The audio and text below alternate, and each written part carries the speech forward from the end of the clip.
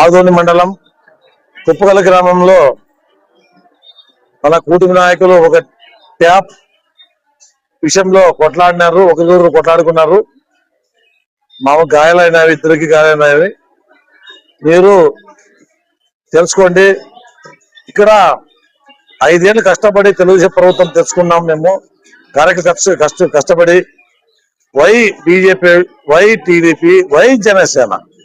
స్లోగా ఉండండి మీరు, ఎందుకంటే కష్టపడ్డాం. మనోళ్ళు ఆ రోజు రాక్షస పాలన ఉండేది యాదల్లో. తిరేగుడు ఛాన్స్ అట్లా ఉన్న వాళ్ళే మనోళ్ళు నిలబడి కేసులు పెట్టుకొని మెత్తగైనారు. ఈ రోజు మీరు వచ్చి మాదే దాని జరగల్లా ట్యాప్ ఒక ఓడిపోయి సర్పంచ్ 5 ఏళ్ళు మీ సర్పంచ్ ట్యాప్ వేయలేదు.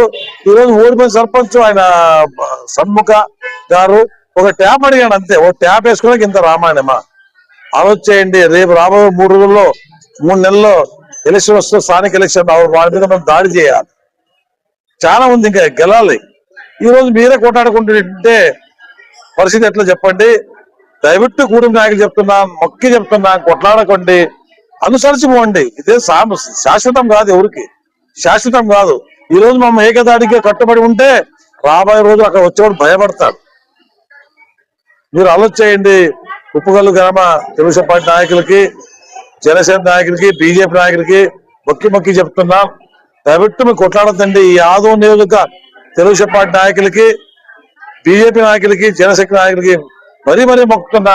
మీరు గెలాడి తీసు ఏమన్నా సామరస్యంగా పోయి, ఇప్పుడు ఇన్ఛార్జ్ ఉన్నాడు, జిల్లా అధ్యక్షులు ఉన్నారు, మేము అందరూ ఉన్నాం, ఎమ్మెల్యే ఉన్నారు, అందరూ కూర్చొని మాట్లాడి ఒకరికొకరు సాల్వ్ చేసుకుంటూ పోతే రాబోయే రోజుల్లో భవిష్యత్తు బాగుంటది.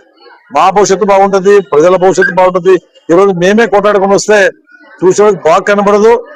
రాబోయే రోజుల్లో ఖచ్చితంగా మీరు శాంతియుతంగా పరిష్కరించుకుంటామని కోరుకుంటూ అవకాశం ఇచ్చారు. అందరికీ నమస్కారం. అందరికీ నమస్కారం. ఈరోజు మార్నింగ్ 8 గంటల టైంలో కుప్పగల్లు గ్రామంలో ఉన్న తెలుగుదేశం పార్టీ నాయకులు, అదేవిధంగా బీజేపీ పార్టీ నాయకులు, ఇరు వర్గాలు కూడా ఒక చిన్న ట్యాప్ విషయంలో కొట్లాడడం జరిగింది. ఇప్పుడే ఏవి హాస్పిటల్లో కూడా పోయి రావడం మాకు జరిగింది. అక్కడ షణ్ముఖ, తర్వాత ఎరుపులమని అతను ఇంకొకతను, అదేవిధంగా ఇక్కడ మధు హాస్పిటల్లోన శేఖర్ అనే వ్యక్తికి హార్ట్ ప్రాబ్లం రావడం వల్ల ఇక్కడ అడ్మిట్ చేయడం జరిగింది.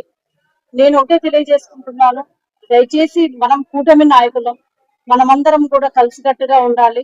మన పోరాటం వైసీపీ వాళ్ళపైన కానీ మనమంతగా మనం కొట్లాడుతుంది.